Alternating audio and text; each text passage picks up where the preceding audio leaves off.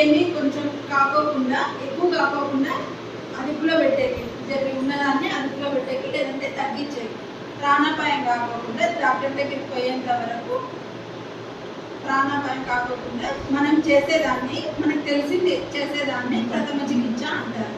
ప్రథమ చికిత్స అంటే ఇప్పుడు జ్వరమే వచ్చింటుంది, ఎక్కువ జ్వరం వచ్చిందని రక్కు కప్పుకొని పనుకోకూడదు.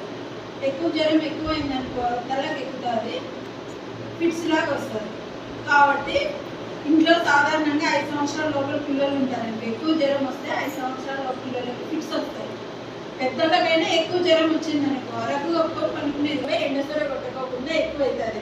వడదెబ్బ అంటారే, వడదెబ్బ నిజంగా వడదెబ్బ కొట్టినప్పుడు చాలా కష్టం. మనిషికి 3-4 రోజులు నీరసం అనేది పోదు.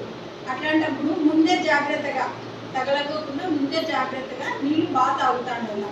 అప్పుడు ఇంత చిటికెడు ఉప్పు పిటికెడు చక్కెర వేసుకొని కలిపితే శరీరం నుంచి చెమట ద్వారా పోతా ఉండేది. చెమట ఉప్పు ఉంటుంది అంటారే, అది మన శరీరంలో ఉండే లవణాలు అన్ని విటమిన్స్ లవణాలు అన్ని బయటికి పోతా ఉంటాయి శరీరం ద్వారా.